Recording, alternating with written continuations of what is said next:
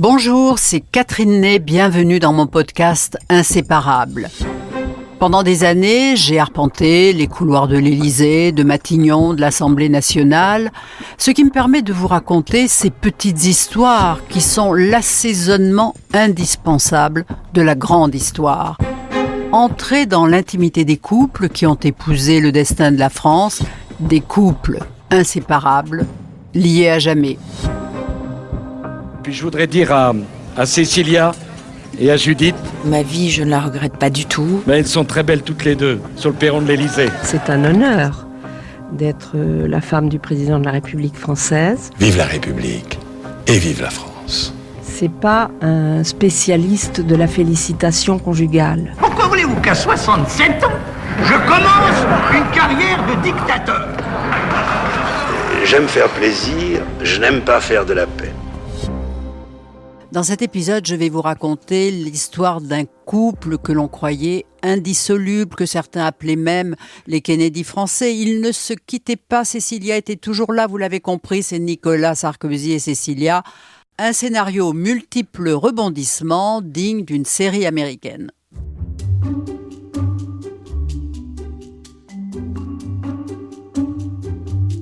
La première rencontre a lieu le 10 août 1984.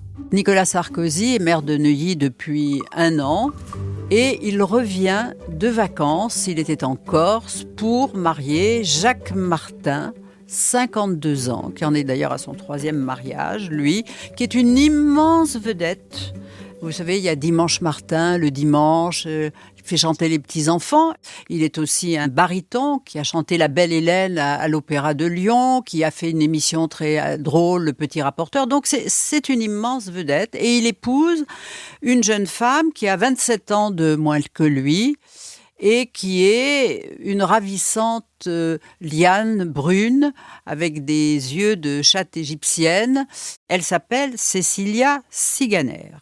Elle est la fille d'un fourreur qui a une boutique, même un magasin, à côté du ministère de l'Intérieur. Vous voyez, il y a des lieux qui marqueront sa vie. Et elle est aussi l'arrière-petite-fille d'un musicien, le très célèbre Isaac Albéniz, qui était un pianiste virtuose, auteur du très célèbre Iberia, qu'admirait Debussy. Donc, Nicolas Sarkozy est revenu de Corse. Et là, il se passe quelque chose. Il est embrasé par un feu intérieur et il se dit « Mais pourquoi c'est moi qui marie cette femme avec cet homme ? Pourquoi elle n'est pas pour moi ?» Il se souvenait de ce que lui disait toujours Achille Péretti, qui était le maire de Neuilly. « Dis-moi, quand je fais les mariages, ça m'ennuie, mais je me demande toujours si j'aimerais être à la place du marié le soir. » Eh bien là, Nicolas Sarkozy a la réponse.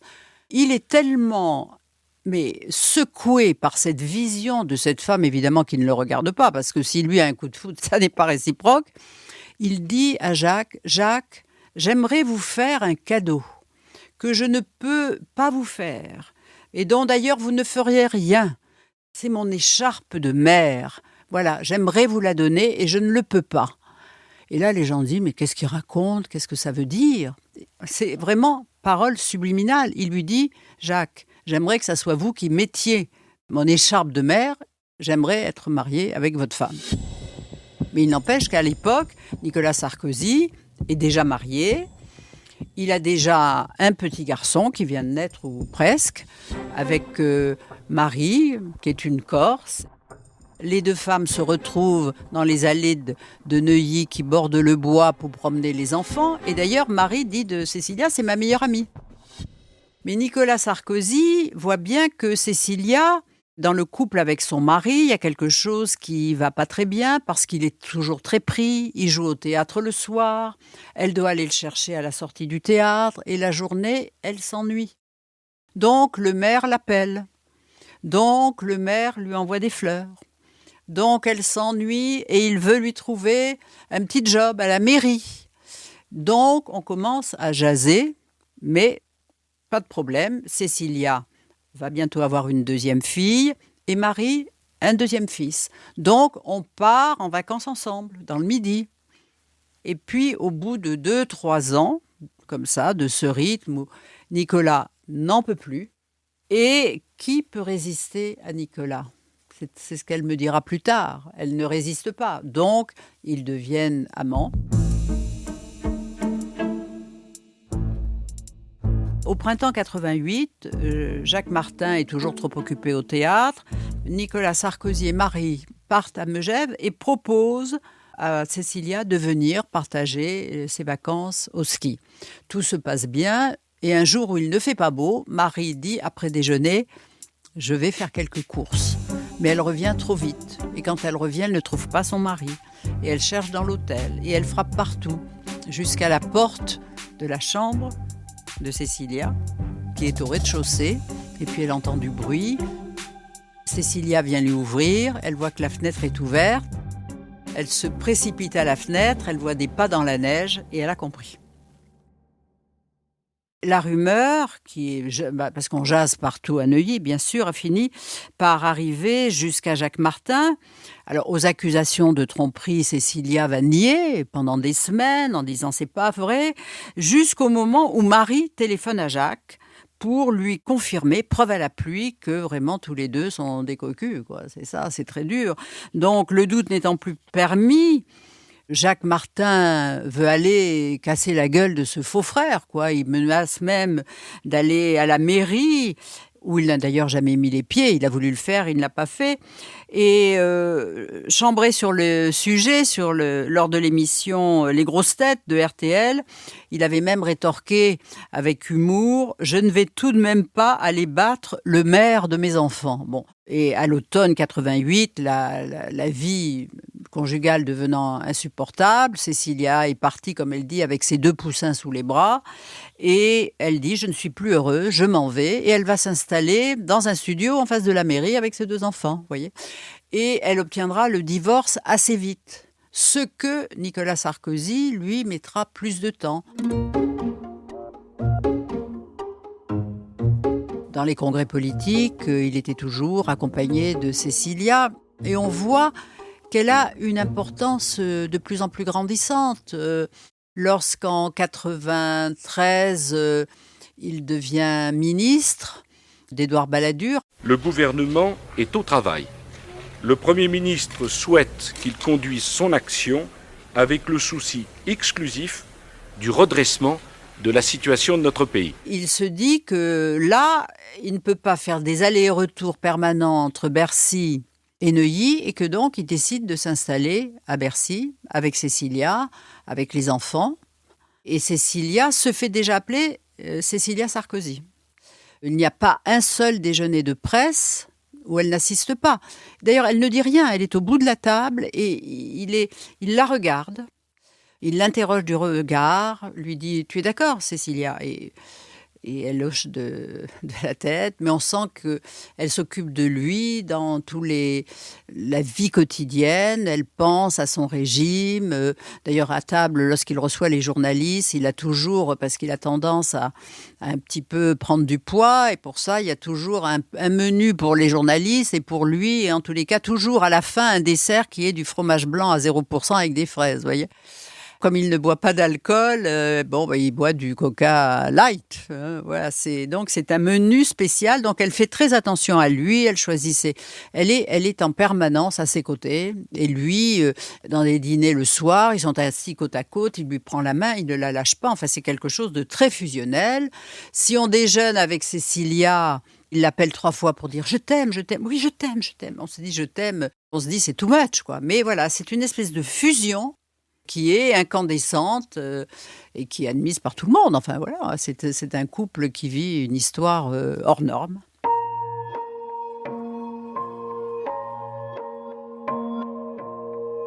En 95, Jacques Chirac est élu.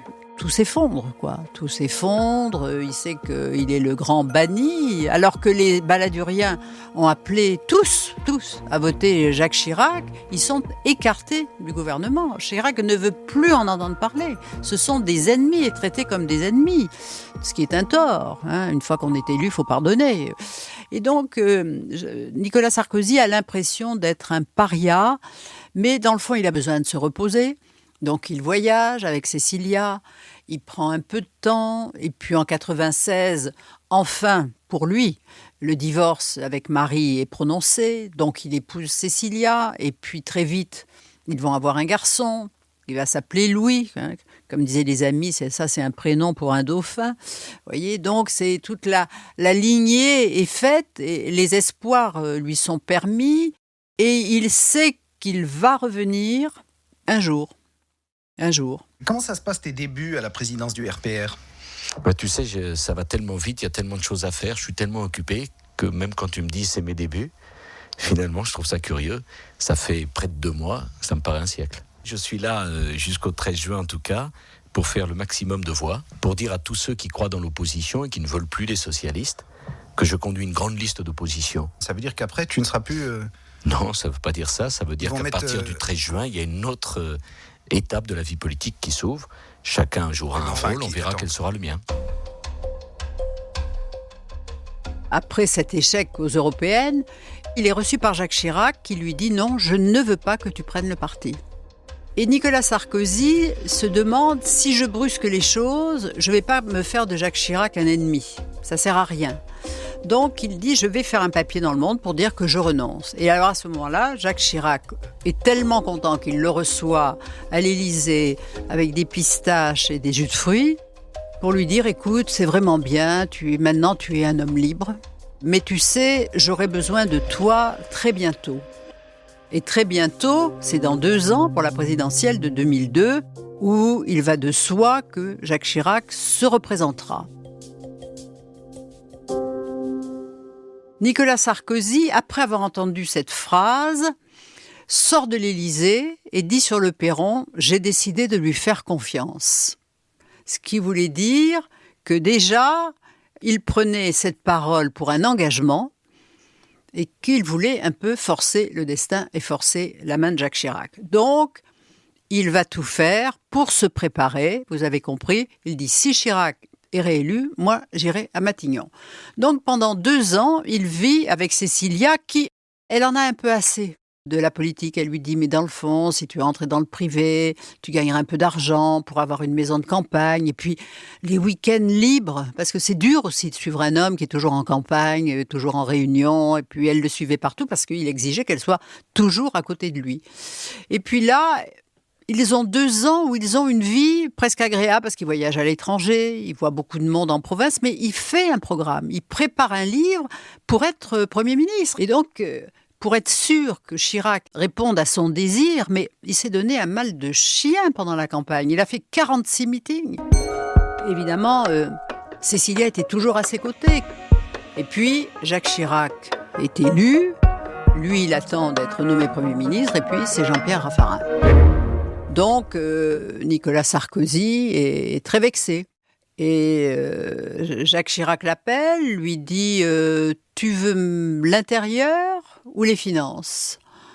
Et là, il prend l'intérieur en faisant faire un communiqué pour dire « J'accepte », comme si il faisait un cadeau à Jacques Chirac. Et alors moi, je me souviens de l'arrivée de Nicolas Sarkozy au ministère de l'Intérieur.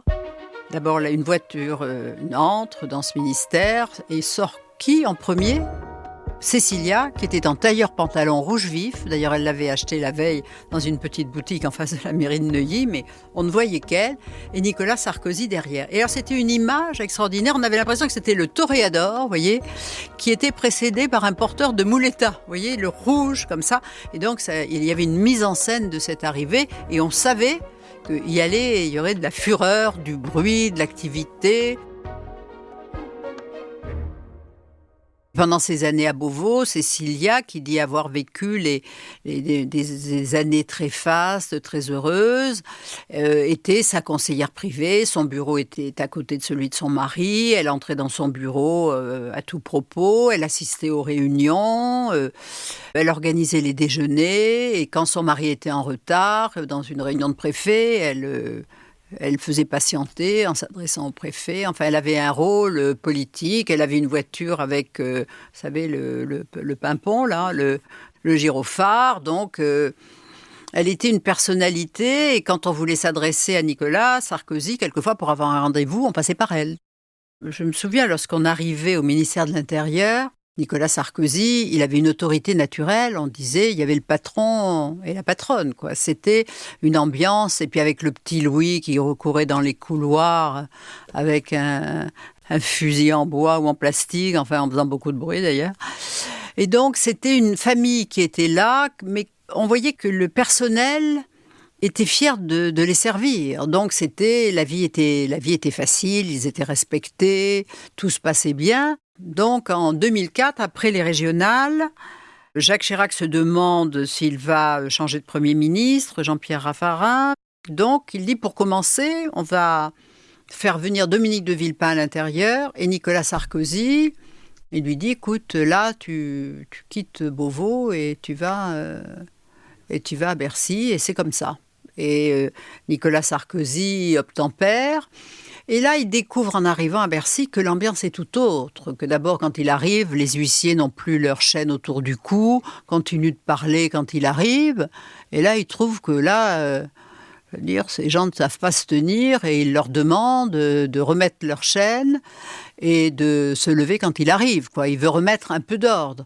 Mais Cécilia, qui était la patronne à Beauvau, cette fois-là n'est plus du tout la patronne parce que, vous savez, à Bercy, il y a des grosses têtes et puis des gens qui connaissent des choses obscures qui s'appellent l'économie, le budget, et la regardent pas avec le respect qu'elle espérait obtenir. Donc, elle commence à trouver que la vie est plus difficile. Bon, mais c'est surtout peut-être aussi la lassitude de vivre avec quelqu'un qui est toujours en ébullition. Parce que Nicolas Sarkozy commence à faire campagne et à dire qu'il veut prendre la tête de l'UMP. Parce qu'il est toujours dans sa trajectoire de se présenter à la présidentielle de 2007. Une nouvelle, une belle, une grande histoire se construit à partir d'aujourd'hui. Ensemble, rien ne nous résistera, séparés, un rien nous emportera. Oublions les oppositions du passé, voilà ce que je vous demande d'abord.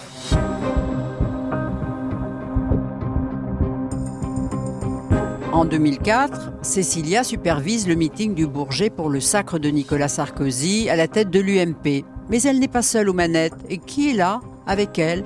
Un certain Richard Attias, un homme qui va changer beaucoup de choses et d'abord le destin du couple. C'est ce que nous verrons dans le prochain épisode.